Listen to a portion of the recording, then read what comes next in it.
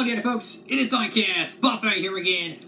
Holy cow, man. Kyle Larson gets it done at Watkins Glen, quietly becoming one of the best road course racers out there, man. Maybe he learned a thing or two from Chase Elliott, who came all the way from the back of the pack, had to pit pretty much prematurely during the whole race from flat spotting his tires, and found a way to finish second to Kyle Larson. I tell you what, Hendrick Motorsports, they still got that dominance on the road courses, man. Huge congratulations to Kyle Larson. It is so cool seeing that 5-car winning Cup Series races, man. It just reminds me so much of Mark Martin from 2009, just the resurgence of that 5-car, man. So this is going to be one incredible freaking diecast here. I'm hoping, guys, I'm really hoping they make this thing in 164. They've offered pretty much all the other Kyle Larson raced win 164s. I would not be surprised if this one's no different. And if that's the case, that's 2018, 2019, and now 2021. 3 straight Watkins Glen races that have been offered in the 164 scale, the race wins. Obviously, they're going to be making the 124 in the t-shirt, so if you want to get that, go ahead and pre-order it, folks, down below in the description at Circle B Diecast and Play Sales. Use the promo code DIECASTbuffet. You'll get free shipping. Any orders $20 or more. So, Watkins Glen 2021. Look, I missed this track so much last year. I missed it. It's one of my favorite road courses. I would say probably Watkins Glen and Road America are like my 2 favorite ones. Sonoma's a close third, I think. I tell you what, I loved it, man. Great racing out there.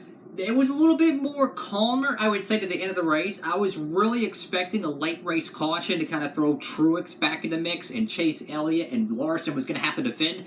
Hey, but Larson caught a very lucky break. He didn't have that late race caution. Everyone was kind of minding their P's and Q's there. But hey, man, my pick was actually Christopher Bell, and I'll be honest with you, I was so surprised how he was able to go up there and challenge Truex.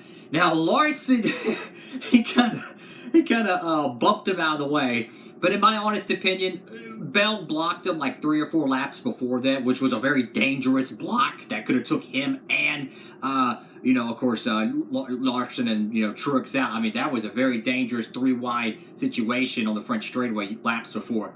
So Larson goes underneath, or Larson's on the outside, Bell goes underneath them, or vice versa, rather. Larson goes underneath Bell, and Bell kind of came down, spun himself out. If that doesn't happen, though, we're talking about Bell contending with Larson and Chase Elliott, in my opinion, for the top 3 here. But wow, what a cool freaking race. We've seen how Logano got a stage win, Truex and whatnot. But I just feel like to win these races, though, you cannot win the stages. I really feel like it. Unless you're Kyle Larson, because this guy can go out there and win stages at Sonoma and just come back and win the race. But if I was Chase Elliott, what I would have done differently, though, and I was thinking is, when Truex and Larson pitted, I would have pitted the lap right after him. I would not have waited 3, 4, 5 laps. Yes, the fresher tires did pay dividends, but the thing is, if he would have pitted with them, more likely or not, he wouldn't have been 10 seconds back. He could have been only 5 seconds back.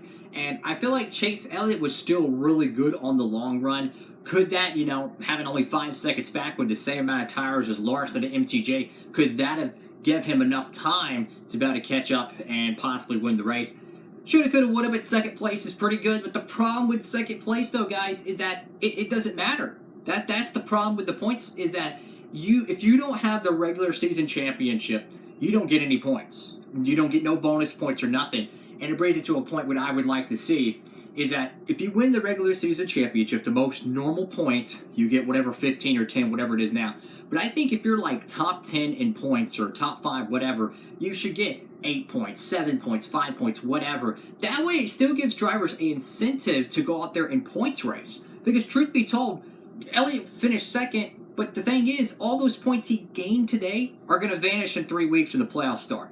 That's my thing I don't like about the whole bonus point stage racing, is that if you don't win the stage, it doesn't even matter. And that's why you see so many drivers just duck down pit road right before the 2-lap pit closure. So that's one thing I wish they would change for 2022, is to emphasize, hey, top 5 in regular season points get a very nice chunk of, bonus points, playoff points as they call it.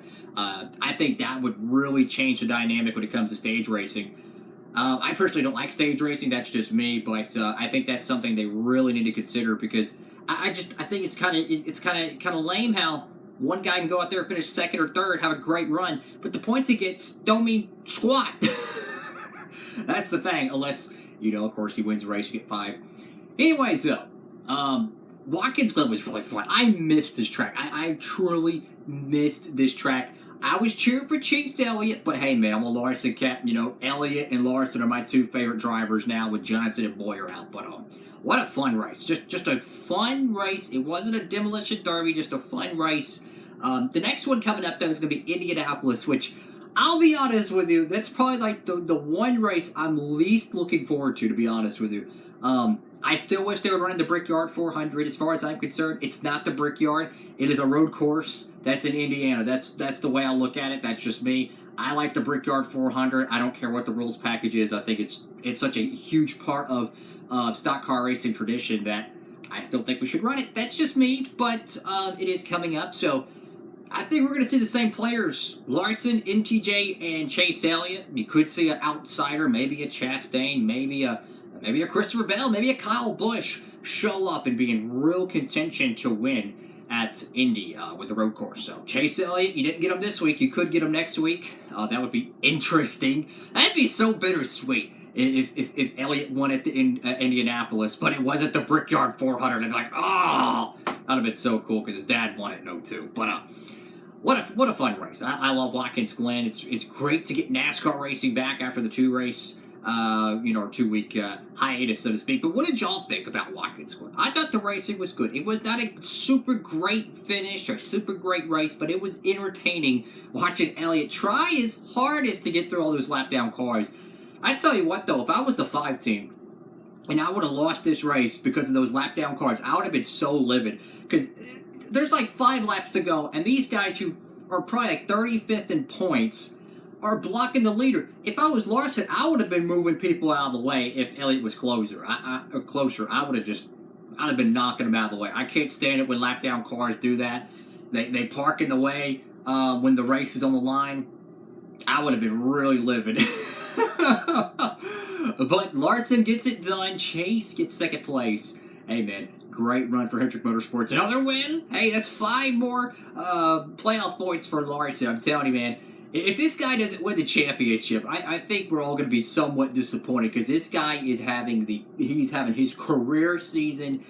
Let's be honest. Larson deserves a championship of how consistent he has been. I mean, he has just been... He's been Jeff Gordon, Tony Stewart, Jimmy Johnson in his prime. That's how he's been this season, and it's so cool to see the 5 team back in victory lane. Thank y'all so much for watching the video. Make sure to give it a big thumbs up if you don't mind. Like, comment, and subscribe. Got a whole bunch of cool stuff coming up this week. I have a whole bunch of 2021 diecasts here. The Chase Elliott, Kelly Blue Book. We got William Byron, Liberty University. I got a crap load of 2021 cards, so stay tuned this week. Every day at 5 p.m. Eastern Standard Time, we're going to have NASCAR diecast content. I might have 2 uploads of diecast stuff each day this week. I don't know. We'll see how that one plays out. A lot of cool stuff.